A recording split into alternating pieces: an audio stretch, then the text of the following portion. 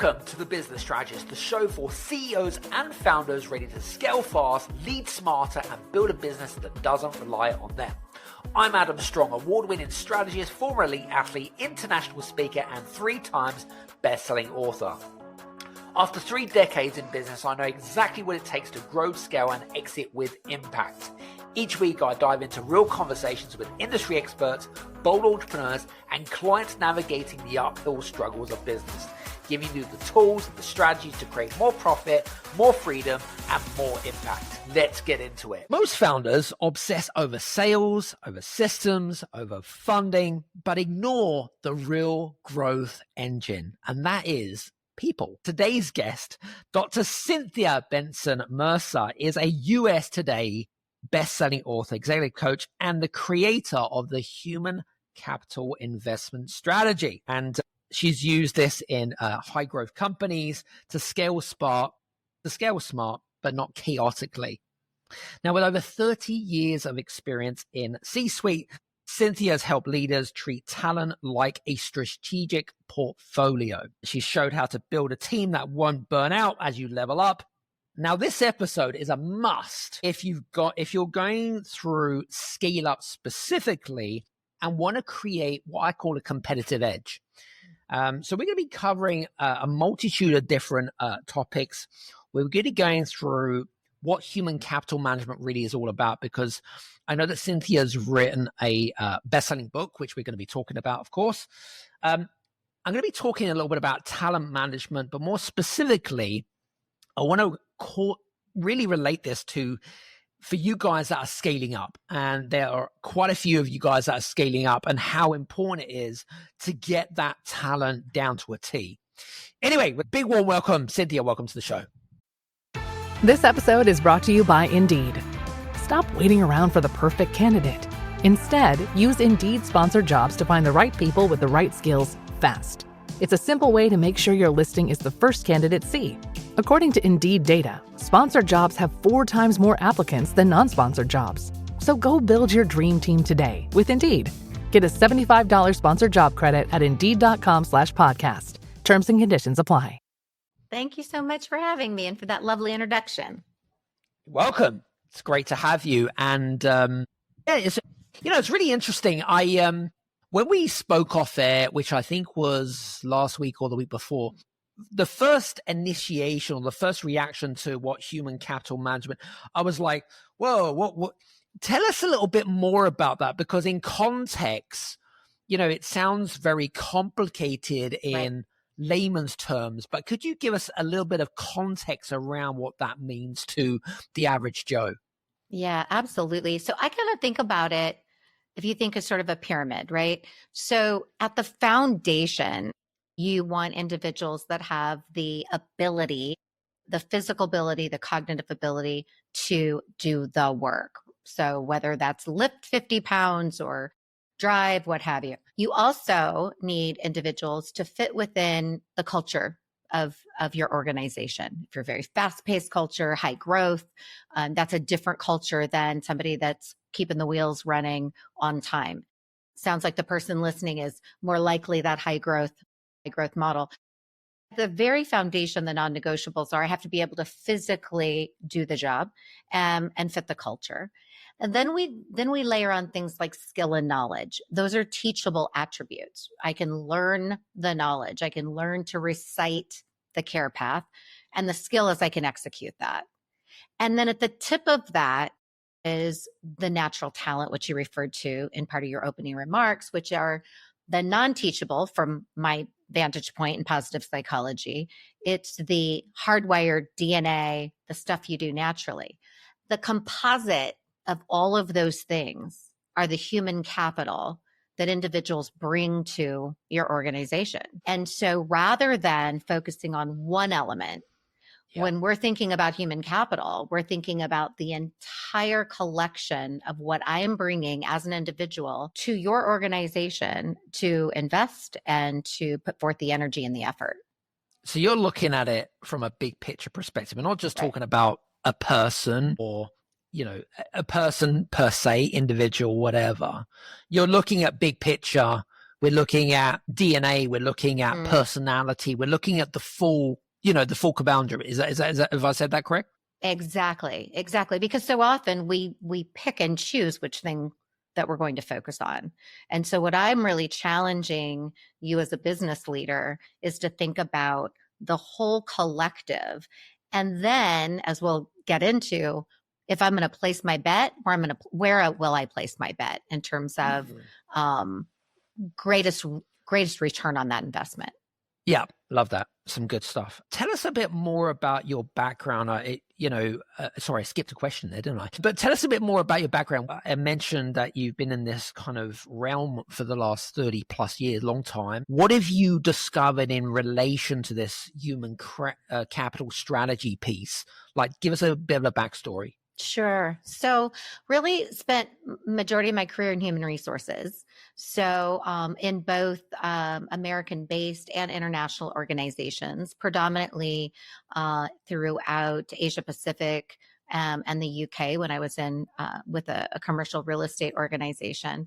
And what I found over and over again is that CEOs across industry. I've been in hospitality, construction, real estate, casino gaming, and healthcare. So across industries, I have found that CEOs really want to consider people their most important asset. They say a lot of the right things, but when push comes to shove, our attention are on the capital assets, the financial assets, and people are an expense. They are a burden, a labor burden, not something that we see as an asset and an investment strategy. And so one of the things I would see over and over again as the chief human resources officer, the person responsible at the top of the people strategy, is that organizations would staff up during peak times based on seasonality or because business is really taking off, what have you, and then massively lay off when they need to right size the organization because they're going through a period where the economy is suffering or seasonality is striking the business. And in my mind, there needed to be a better approach than this constant flux that is destroying your culture. It's an interesting one. I guess it's not a straightforward answer. It's probably right. It's the multi-million-dollar question. Yeah. So I think this could be a really interesting episode for you guys that are listening in, by the way, because it is very opinion led. I think Cynthia's really made a really valid point around the whole kind of seeing people as an expense rather than an investment. I think you made a really valid point. Tell us a little bit more about with the founders that you've worked for in the past. So, some of the clients that you work with currently that are in what we call scaling mode. What does the mindset shift actually look like? Tell us a little bit more of the breakdown. What do you take them through? Yeah, Adam, I think it's a really important point, and I would offer that I think it is more evidence-based than opinion-based. If we really look at the data, it's an awareness factor. What we find in corporate America, in corporate Britain, and around the world is that we are still using ideals and filters from the industrial time. We're using things that are very skill and knowledge focused. And so what we have is leaders who've historically given a lot of credit and a lot of belief in how many years experience you have. Most of us wouldn't say it out loud anymore, but how old or young the person is, right? We know better generally than to say those words out loud, but many leaders think that they're too old to have the energy. They're too young to have enough seasoning. So we use a lot of these very old traditional measures of determining if a person is the right candidate for the role or the right candidate for the promotion. And what data and evidence will tell us is that those particular filters are non-predictive. In fact, age has an inverse correlation, ironically, right? So to the person listening that says, well, I'm not hiring anybody without 10 years of experience in this particular industry doing these things, we're putting up some guardrails that are not only not predictive in determining future performance, but very likely shrinking the pool of people we're even considering down so far that we are eliminating all kinds of talent that could frankly be force multipliers because they're a better fit. Yeah, that's a good point. Especially there's been a lot of, especially over the last 5 years, where you'll probably heard of terminology such as, the silent resignation, for example. That's just being one of them. Another one would be like, for example, the Gen Z culture of, hey, they saw their parents work their asses off, and now they're paying the price and having to invest in huge amounts of wealth in order to regain their health. And so what you're saying, you made a really interesting point, which is around the mindset shift from industrial revolution to what we are now in the digital revolution. My question would be then what does that look like in context? If leaders and CEOs are using qualifications and knowledge and experience as a baseline to improve their talent, and you're saying no, okay, so then what is it? Hey guys, I just wanted to grab your attention because we've just created a brand new resource for you guys called the Exit Playbook, how to shift from operator to visionary leader. Now, this was based on a podcast that I did a few months ago and is the leadership blueprint for being able to help yourself successfully exit your business. Now, we go into many different things. We're going into some of the common symptoms of why founders get trapped in operations and what to look for and the impact that it actually has on you.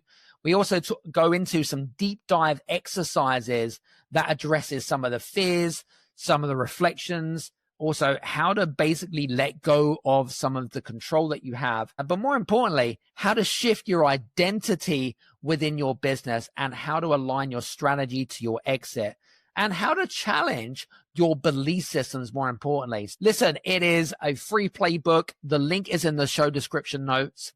Enjoy. I think you're going to find it a really useful resource. Take care. Predictive validated assessments.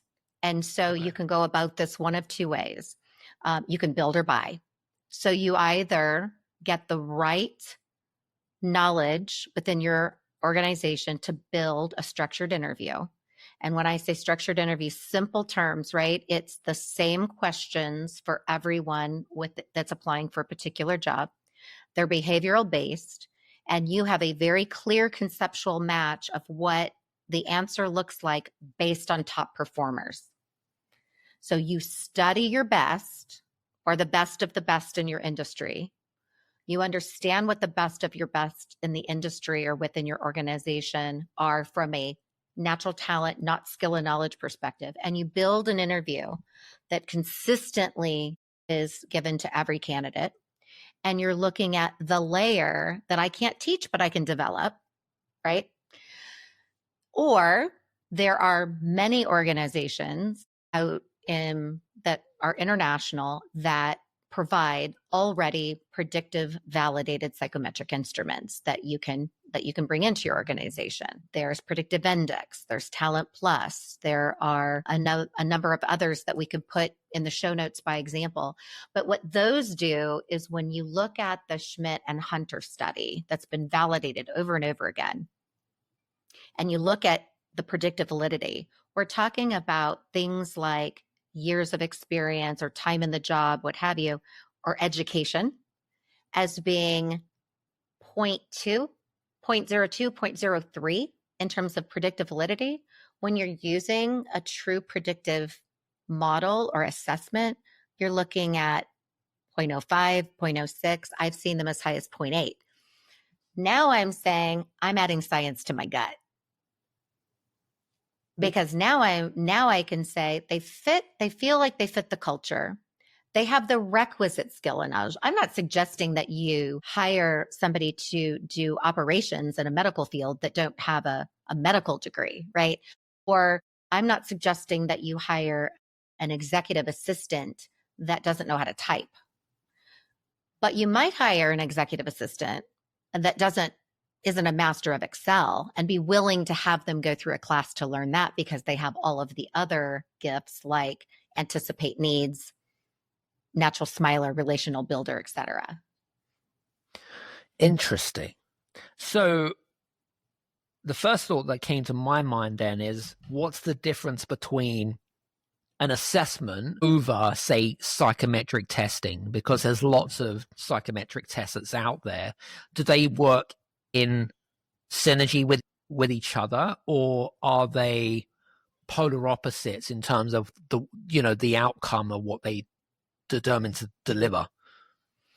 So it's a little bit of semantics, right? Mm-hmm. And that may also be differentiated in terms of how we think about things in the US versus the language that you're using in Great Britain versus someplace else. But let me answer it based on more of a global response. An assessment and a psychometric instrument can in fact be the same thing. The thing that you're looking for is, what is the predictive validity of the assessment or the instrument, right? Is it predicting performance?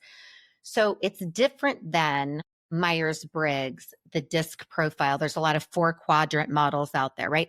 Those are interesting, but DISC only cuts the data 16 ways.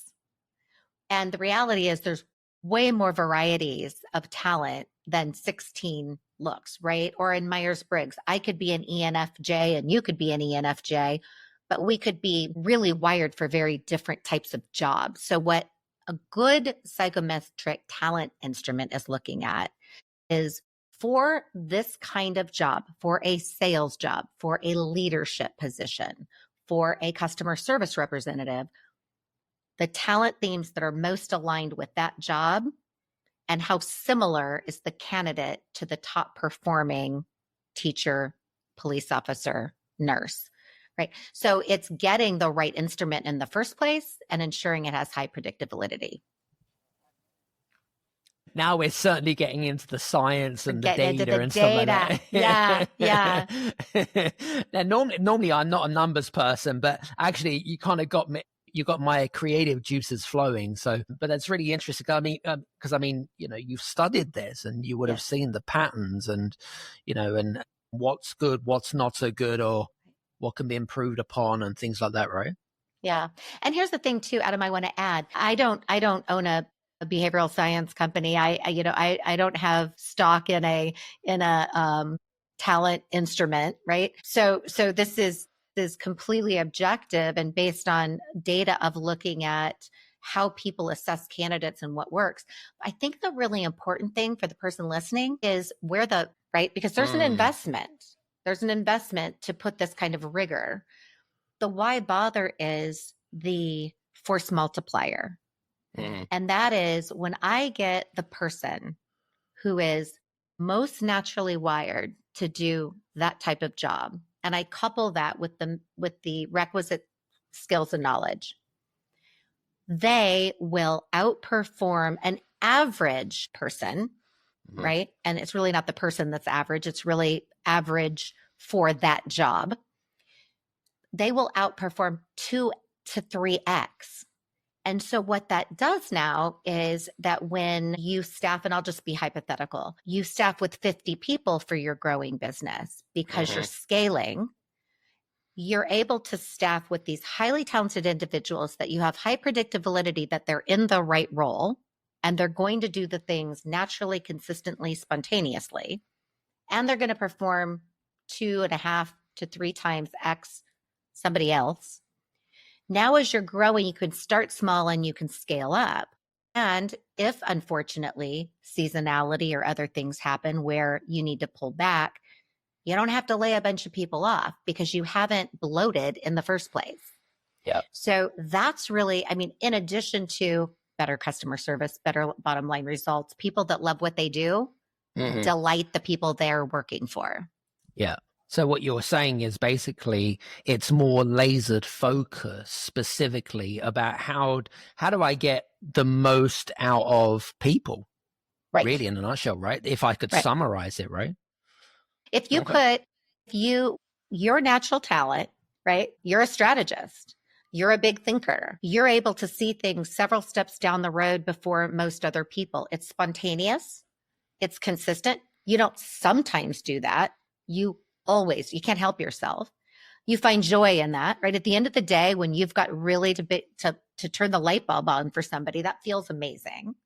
So when it's consistent and it's spontaneous and it feels good and you do it with excellence, you're living in a place of natural talent. Imagine that every single person that worked for you was doing a job that 80% of what they did every day was spontaneous and consistent. They did with excellence and filled them with joy.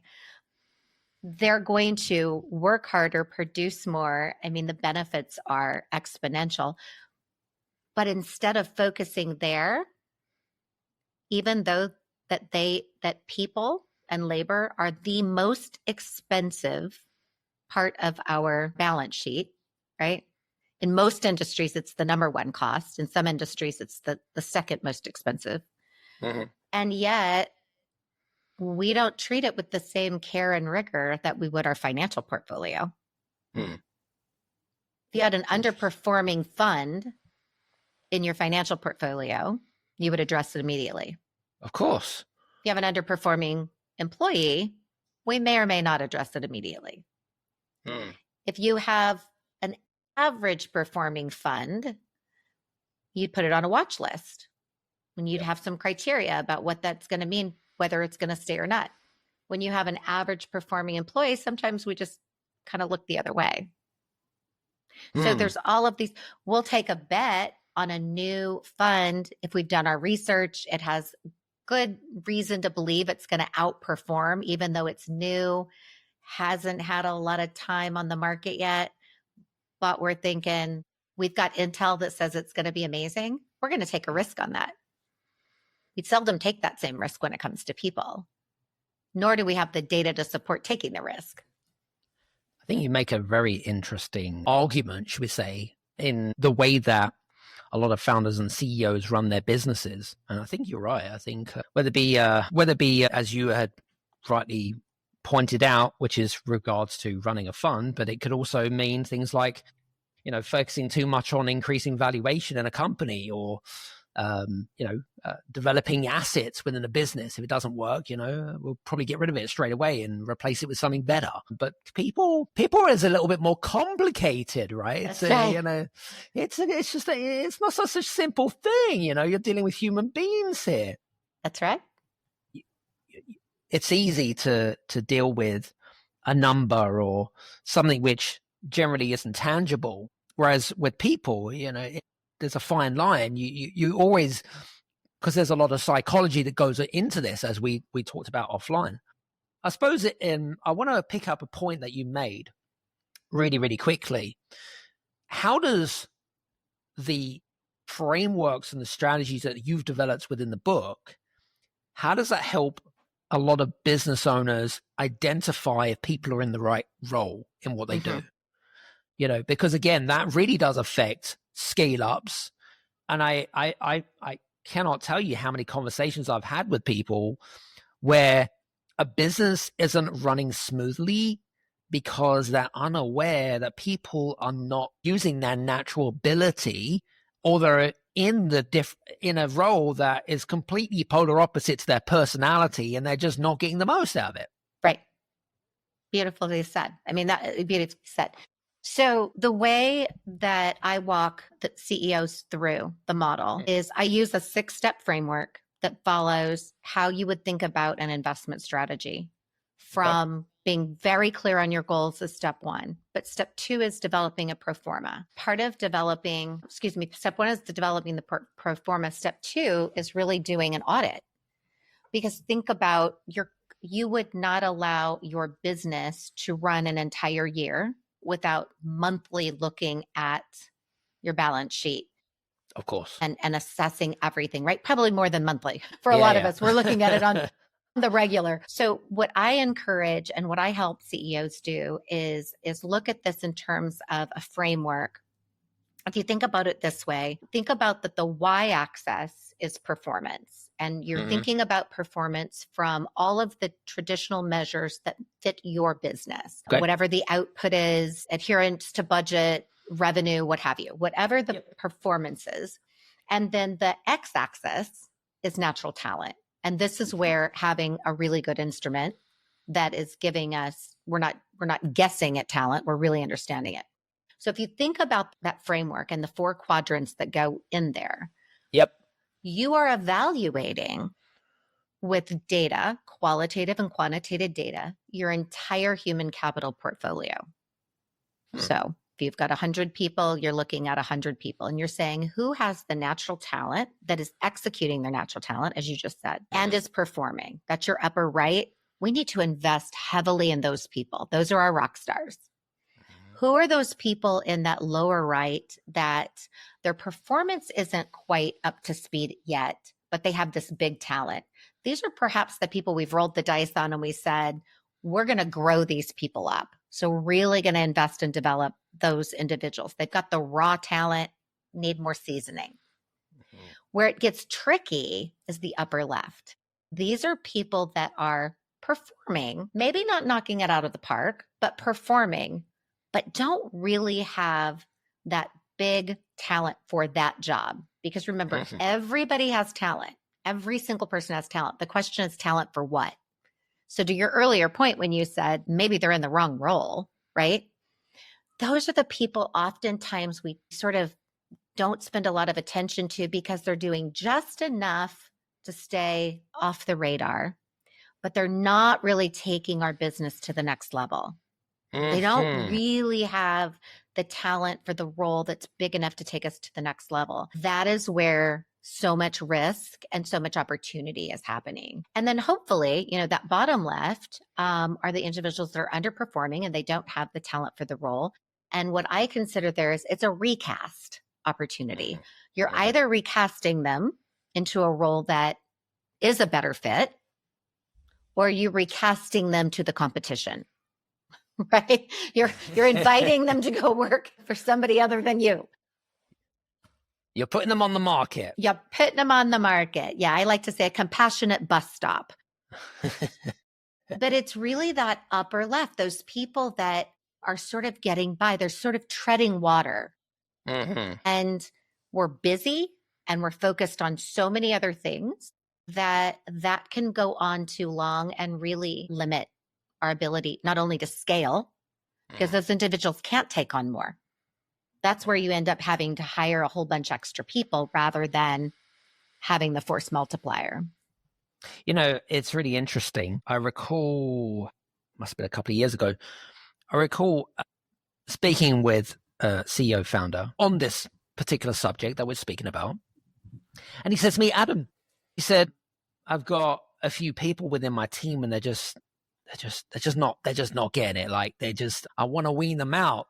I'm like, well, okay, I understand that. I said, I can understand it's frustrating and things like that. And I lost my train of thought now. It'll come back to me, Cynthia. I hate that when I'm in the moment. I don't know if you ever had that, but when you're in the moment, and then suddenly it just goes off cusp and then it'll come back in a second. So I will come back to my question in a second. Absolutely. Absolutely. But anyway. Let me add while you're thinking about that. And by the way, it happens to me more often than I'd like to admit.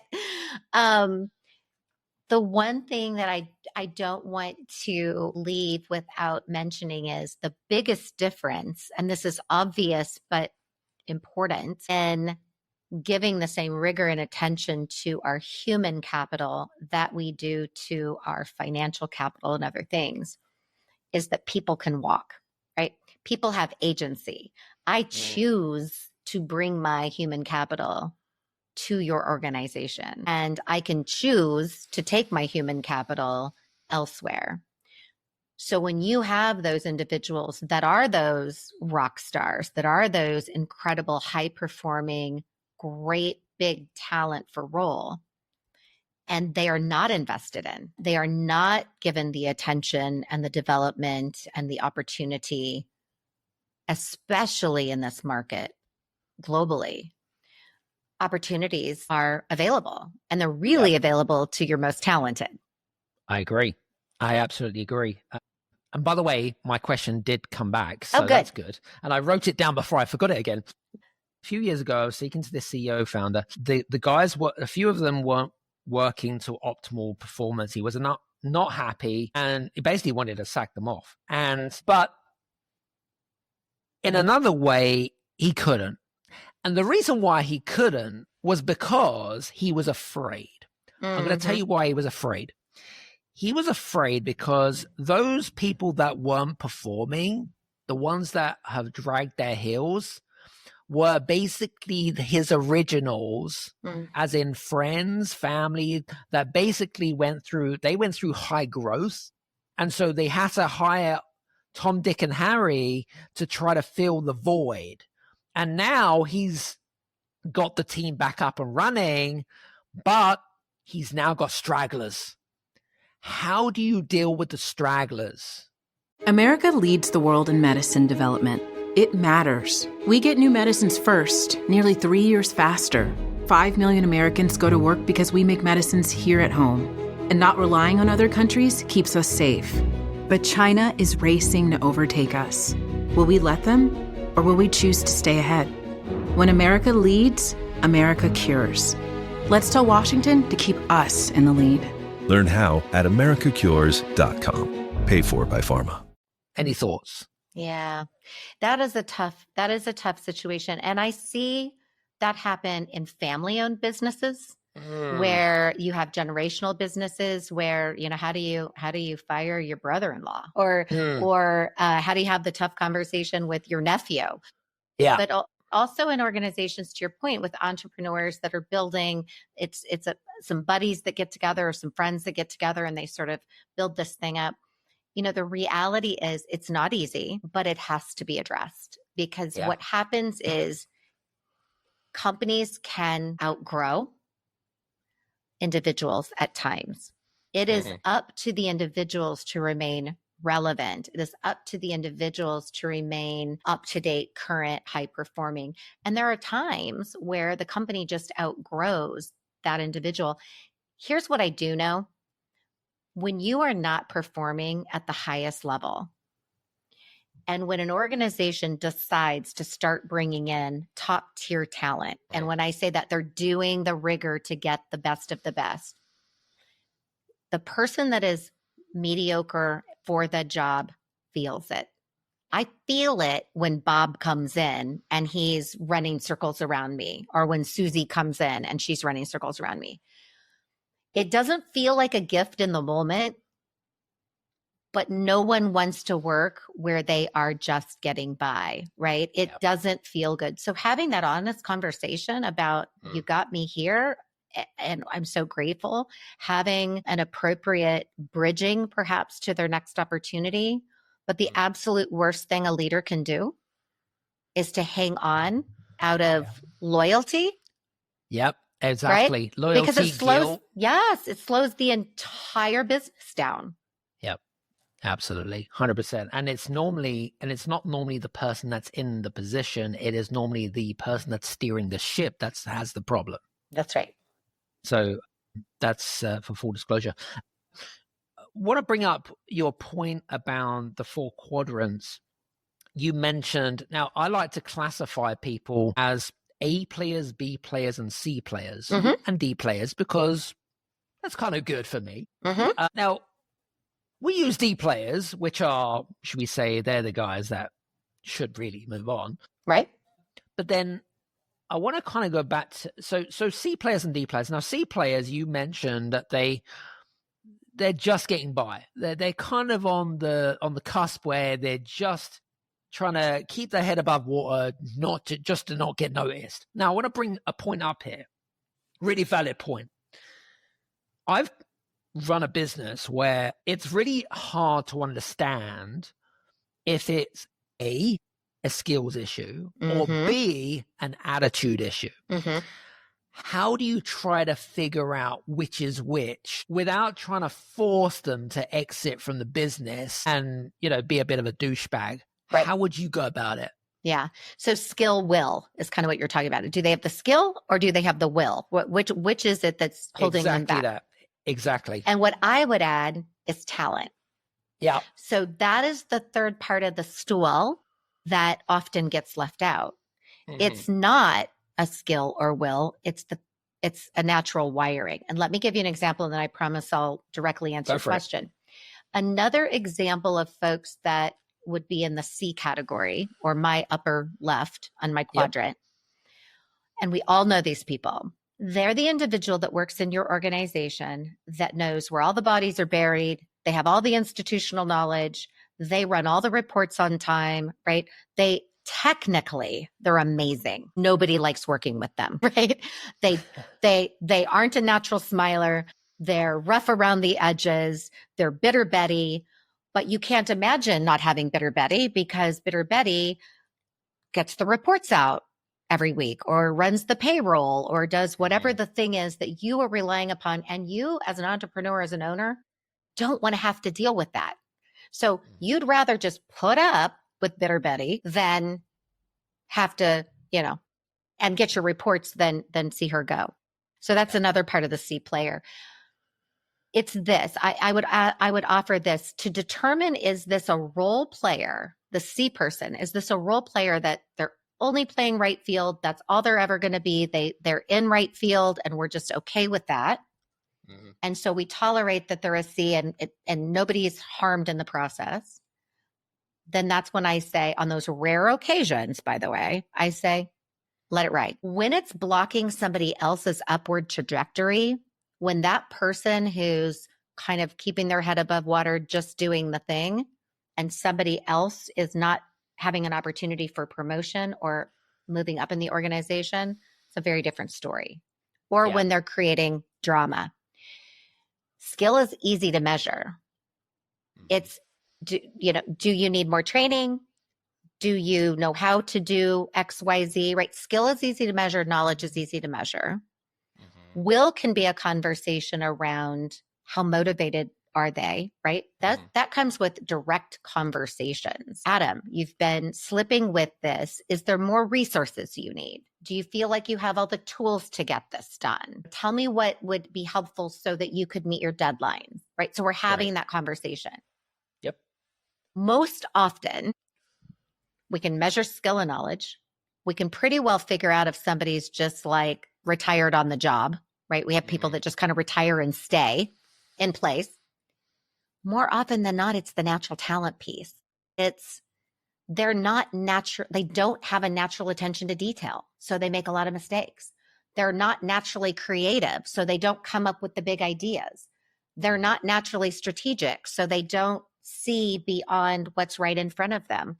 It's those things that I like to say, I can't put in what God left out, right? Or pick your divine. That is when it's an uphill battle. Once we determine through an actual predictive instrument or a direct conversation that I'm trying to teach the pig to sing, and it annoys the pig and it frustrates me, that's when it's just a bad fit. That was a really good answer, actually. And another thing that kind of springs to my mind was startups. This is a really good one. Early stage startup businesses. Now, most of them are really running on adrenaline and, well, loyalty, really, in a nutshell, right? They're hanging on for dear life. And especially when you're going kind of through these massive stages of growth and things like that, how should founders approach more of a rebalancing to their human capital portfolio, if you want, when they're going from startup to scale up?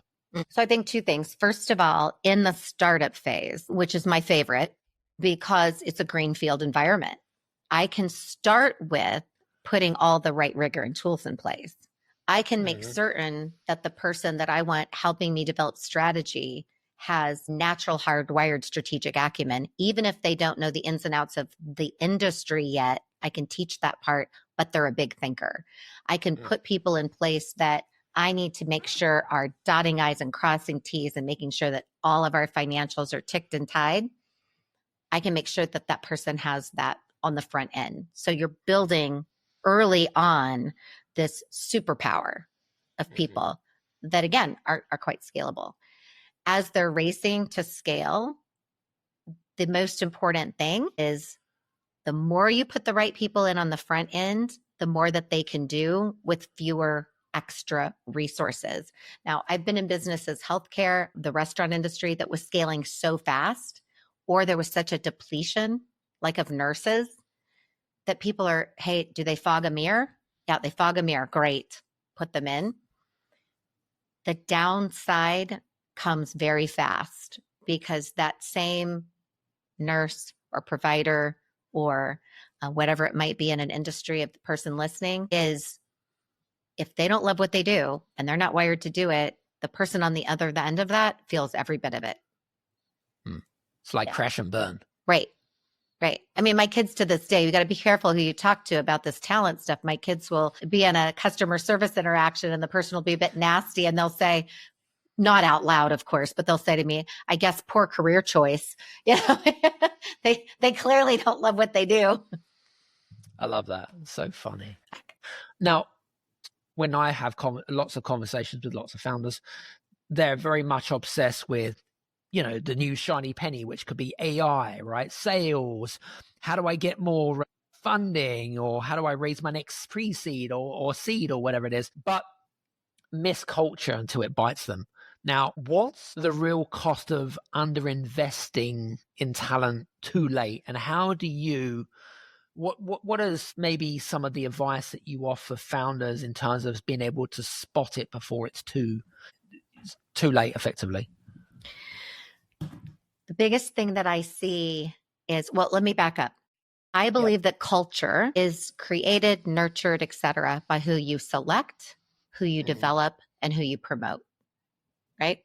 So if I'm, as a founder, growing fast, and perhaps because of the pace with which I'm growing my business, don't have quite the attention to the detail of who I'm selecting because I'm focused on all of these other big shiny things.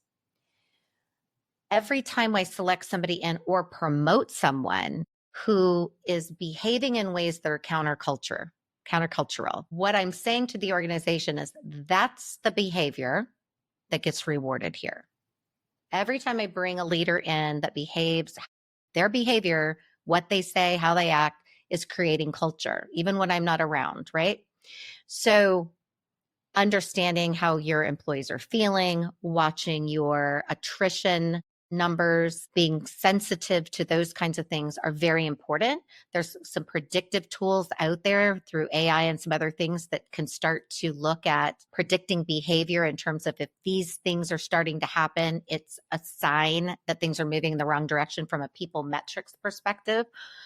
And what I'm working with a generational company right now. They're in the 4th generation, transitioning to the 5th generation the next decade. They're trying to do a major culture shift. And the advice I'm giving to the CEO and the other 3 core leaders is it's all about what you express, model, and reinforce. It's not just about what you say.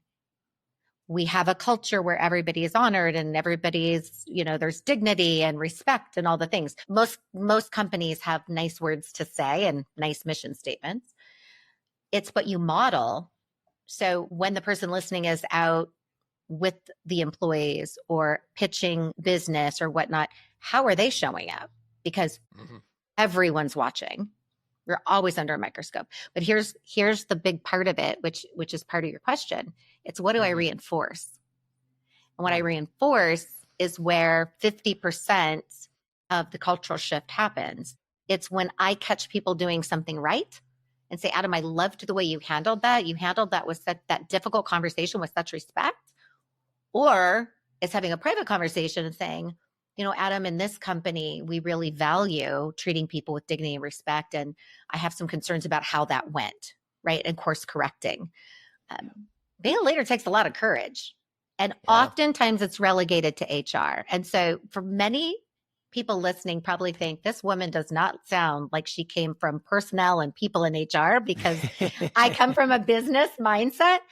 I love people. I believe people have agency. I believe people have human capital and they can take it where they want to take it. But I also believe that to be great business leaders, we have to make really important, difficult decisions. We have to have the courage to hold out for talent and not hire the first person that walks in.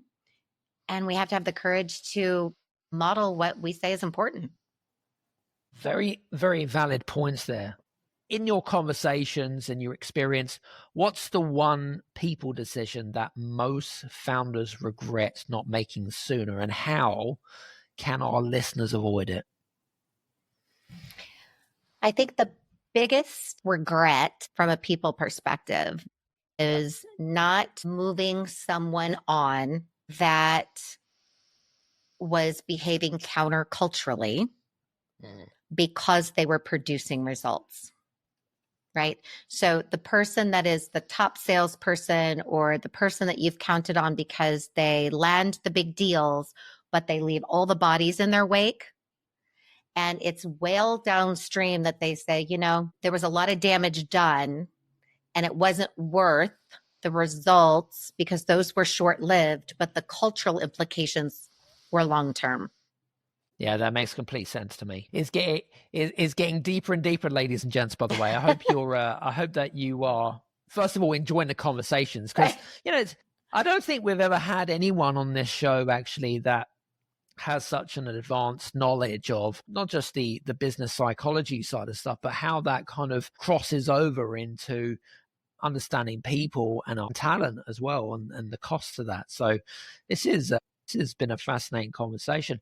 Tell us a little bit more about about the book. So the book is coming February of 2026. It is available for pre-order in August on Amazon. So it'll be dropping on Amazon here in the next few weeks. And Fantastic. It's human capital investment strategy, cultivating potential and yielding competitive advantage. So I think that it takes a very heady academic, perhaps, evidence-based topic, but really brings it into the language of business for CEOs, founders, entrepreneurs who want to get ahead of this. I will tell you that the data and evidence and the workforce that's changing, which is covered in chapter 1, is very clear to me that your future advantage depends on whether your human capital strategy moves at as fast as your business strategy. Because by 2030, companies that haven't figured this out are really going to be left behind. There's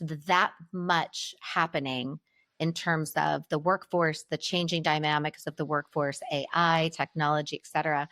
We're going to have to get really good at scaling our human capital strategy at pace with our business strategy. I think this is a great argument for you guys that are listening in, by the way. And 2030 is really not that far away, depending on when you're listening to this, of course.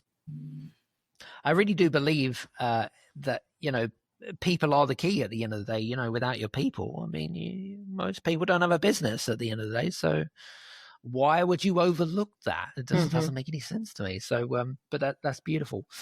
First of all, just want to say thanks so much for being on the show today. This has been it's been a pleasure, and taking what I call, it sounded like a very simplistic topic, but actually we've turned it into something which I feel has been very interesting for not just the left brain logistical person, right?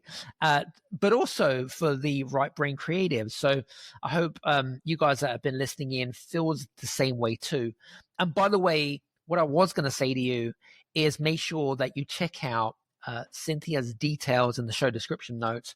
And we'll also put a link there to where you can reach out and connect with her. And one other thing as well, I've noticed, for you guys that are listening in as well, is that the majority of you haven't either followed or subscribed to the podcast. Please, if there's anything that you could do for me, is to go over and follow or subscribe on your favorite podcast channel. Leave a 1 or a 5-star review, whichever it is, but I will be extremely grateful. Anyway, from me and Cynthia, we'll see you again on The Business Strategist. Take care and speak to you soon. Cheers.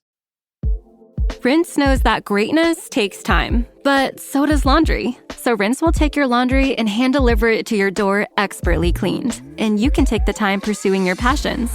Time once spent sorting and waiting, folding and queuing, now spent challenging and innovating and pushing your way to greatness. So pick up the Irish flute or those calligraphy pens or that daunting beef Wellington recipe card and leave the laundry to us. Rinse. It's time to be great.